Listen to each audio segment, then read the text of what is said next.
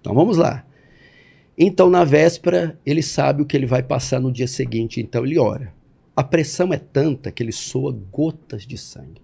João Calvino diz que ele já começou a experimentar o inferno no Getsêmani. Por que o inferno? O que os pecadores experimentariam, ele começa a experimentar por substituí-los. E por que ele diz isso? Vamos lá. Senhor, se for possível, passa de mim esse cálice, mas não seja feita a minha vontade, a sua. Ora 3 vezes. A pergunta é, o que havia dentro desse cálice? Que ele não queria beber. É uma metáfora. O que havia nesse cálice? 3 coisas para nós aprendermos. A maioria dos cristãos de outras ramificações diriam, eram os pregos. Jesus estava com medo dos pregos. Era a coroa de espinho que ele tem que enfrentar. Não, é a flagelação diante da fortaleza Antônia, a mando de Pilatos. Aquela cena que foi muito bem feita no Paixão de Cristo.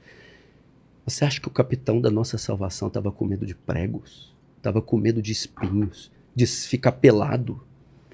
E o que a gente vai dizer dos nossos irmãos do Coliseu do primeiro século? Morreram mastigados por leões, queimados, colocados em cruzes para acender os jardins de Nero, e morriam cantando hinos. Agora o nosso Senhor com medo da flagelação?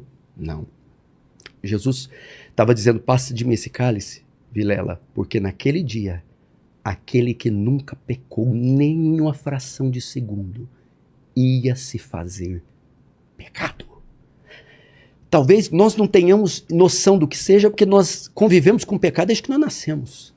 Mas aquele que nunca pecou em nenhum pensamento. Para você ter uma ideia, vou tentar ilustrar isso, é um exemplo muito pobre, mas imagine uma criança de 3 anos, a sua filhinha, olhos azuis, cabelo louro, a coisa mais linda, mais pura.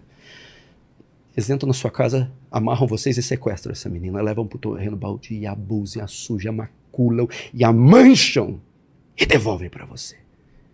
Ela perdeu toda a sua pureza, toda a sua ingenuidade, toda a sua... Foi isso que aconteceu na cruz. Aquele que era puro se manchou, se sujou, a mancha do pecado ia contaminar um ser que nunca pecou. Por isso diz, passa de mim esse cálice. Mas não só isso. A Bíblia diz também que na cruz ele se fez maldição. É a palavra mais forte da Bíblia. Maldição. O que é a maldição? É o contrário de bênção. Abençoado, amaldiçoado. É um estado de desgraça. Jesus ia se tornar uma maldição, porque está escrito, eu torno maldito todo aquele que for pendurado no madeiro. Jesus foi pendurado na cruz. A lei condenava esse tipo de execução, era considerada uma maldição para os judeus. Jesus fala, passa de mim esse cálice, porque ia se tornar pecado e uma maldição. O Filho amado, o Filho bendito, o Filho querido, o Filho adorado pelos anjos. Pense nisso. Uma maldição. Uma coisa execrável. Imagine, por que eles tomaram maldição? Porque todo o pecado foi para ele. Que pecados? Mentira? Não. Pedofilia, assassinato, estupro, latrocínio. Na cruz, Jesus foi considerado pedófilo, adúltero, assassino, impostor, ladrão, bandido. E foi feito objeto de escárnio, de maldição.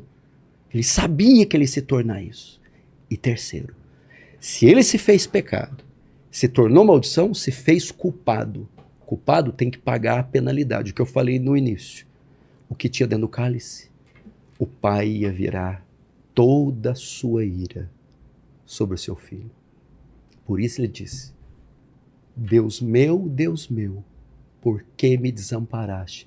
Porque você se tornou pecado e maldição, e eu que sou santo não tenho parte com o pecado. Então o pai vira as costas para o filho, que agora é uma maldição e se tornou pecado. E Deus não pode fazer outra coisa com o filho, senão puni-lo. Por isso, foi isso que tinha no cálice. Era isso que ele estava temendo.